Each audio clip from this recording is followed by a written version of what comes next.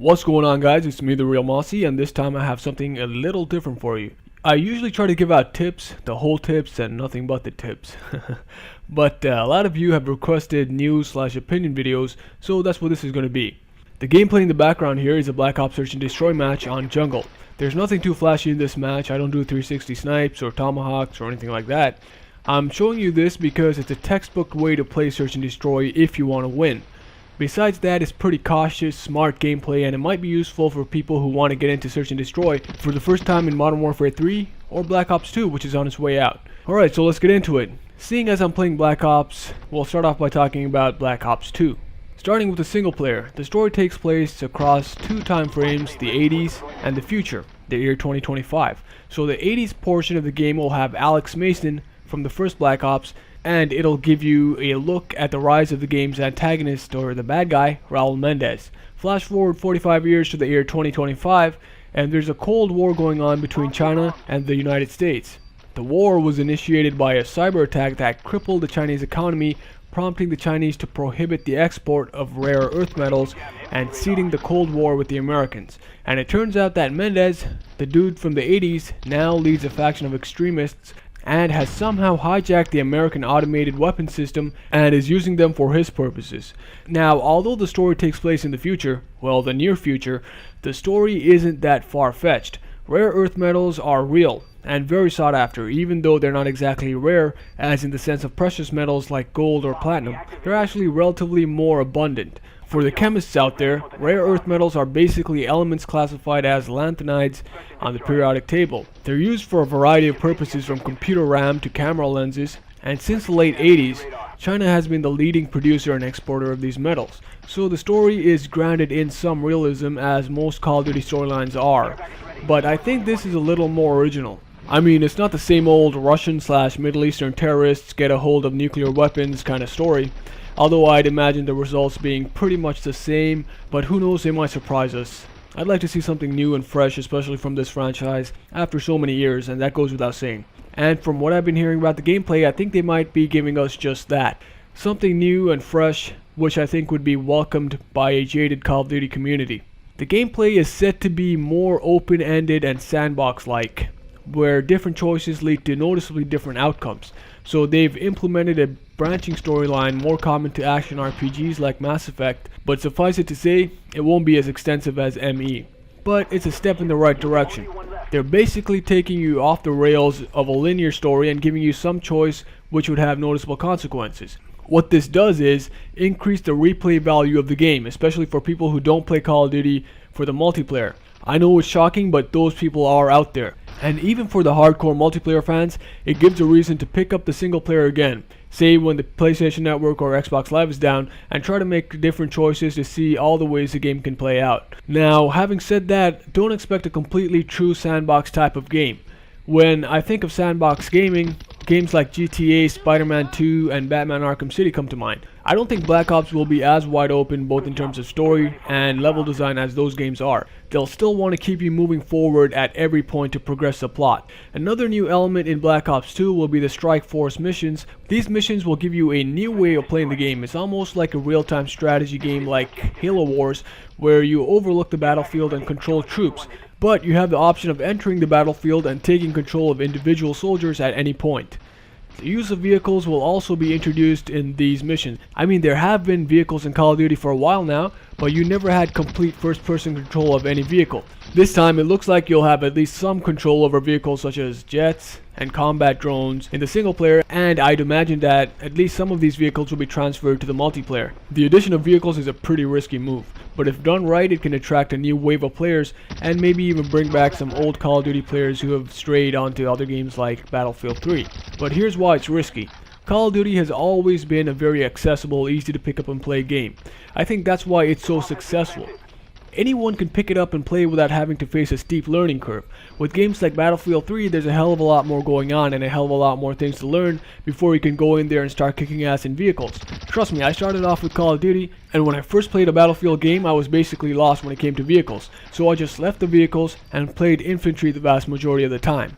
When Battlefield 3 came out, I set out to learn everything about the vehicles and share them with people on here through my quick tip videos. I find that there are a lot more people in the same boat who are confused and intimidated by vehicles. Every time they try to use one, they get their ass handed to them by a more experienced player to a point where they just give up and play infantry. This is why my tips primarily focus on vehicles. Vehicles add a whole new element to the game, and they're just plain fun if you use them correctly. So the steep learning curve is well worth it, and the majority of Battlefield 3 players are used to this and are willing to struggle a bit at the beginning with vehicles and watch YouTube videos in order to dominate later on. But since Call of Duty players tend to like the fast-paced action and a quick learning curve, it might not translate well, depending on how it's implemented. I mean, if they make the vehicles extremely easy to control, there will be tons of complaints about the vehicles being overpowered. On the other hand, if they're too difficult to control or slow down the game too much, most people will overlook them and get back to playing the way they're used to playing, while a small portion of people will try to master it and end up dominating. So I hope they find the sweet spot and provide enough incentives for people to want to learn how to use the vehicles. Alright, so when is it coming out? I know this isn't news to you guys, but it'll be out on November 13th for the PC, Xbox 360, PS3, and Wii U. I know I haven't covered too much of the multiplayer or the different editions of the game, or even the zombies. I'll have to skip that because I want to get to Battlefield 4 right now. I'll do another video detailing the multiplayer and zombies and what I think of that. Alright, now on to Battlefield 4. Here's something I didn't expect this early. Battlefield 4 is already available for pre-order on some sites like Best Buy and Future Shop, which is mind-blowing, at least for me. Although I'm curious as to what's next, I don't want the Battlefield series to become an annual release, or even a biannual release for that matter. When I say the Battlefield series, I'm talking about the core series, not the Battlefield Bad Company series, which by the way is currently shelved but not dead. So there will be a Battlefield Bad Company 3, and that's very good news if you ask me. But getting back to Battlefield 4, EA has confirmed that Battlefield 4 will be released by March 2014. I was afraid it would be a 2013 release from the pre-order messages, but I'm fine with the 2014 release. By 2014, I think they'd have enough time as to not rush the production out for the sake of beating competition like they did with Battlefield 3. So the 2014 release begs the question of whether Battlefield 4 will be available for the next generation consoles. My guess would be yes, and it seems pretty obvious. As of now, it's slated for release on all major current-gen consoles, and there hasn't been any information on next-gen releases. But with the general consensus that the next-gen is set to arrive holiday 2013, I fully expect Battlefield 4 to be available on next-gen. Now for the beta. The beta for Battlefield 4 will be available fall of 2013. And if you pre-order or get your hands on the first print of Medal of Honor Warfighter some other way, you'll have access to the beta first, which is always great news.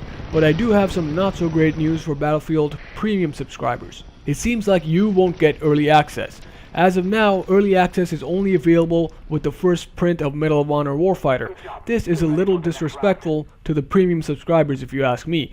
But hey, I'm sure we'll all get our hands on it in time. And speaking of premium, there's a new edition of Battlefield 3 called Battlefield 3 Premium, available for $59.99 USD, which is a regular price of a new game. This is a great deal if you haven't picked up a copy of Battlefield 3 yet. But I think it's a bit of a disservice to people who paid full price for the game and paid an extra $50 for the premium service. I mean, sure, you got to play the game for longer if you bought it for full price, but I think the community will still have a hard time swallowing this nonetheless.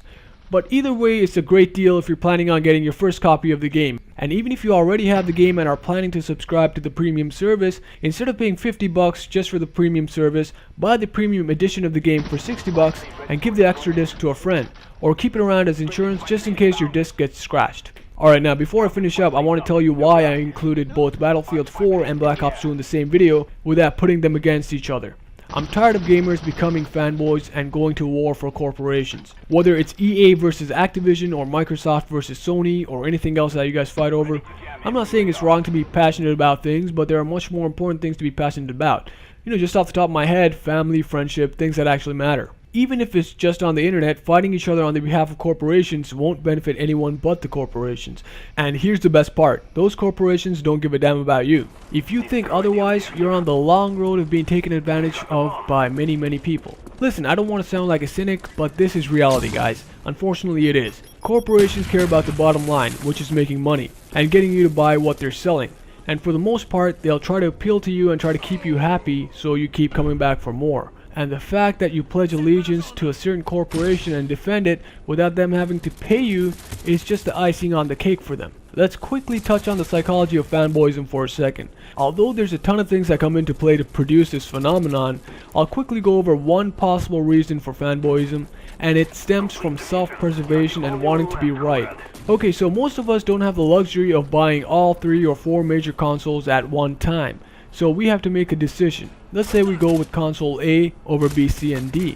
And we like to be right. It's not just women who want to be right all the time. Everybody wants to be right. Because the best part about being right is that you don't end up looking like a dumbass. And nobody likes to look like a dumbass. Alright? I think that's a safe assumption. Nobody likes to look like a dumbass. So what we do is we defend the shit out of our decisions. And it's not only in the realm of gaming, it applies to many aspects of life and many decisions we make throughout life. Religion and politics come to mind immediately. And this brings me to a new series of videos that I'm thinking about doing, where I discuss things that might be slightly more important than gaming, just slightly more important.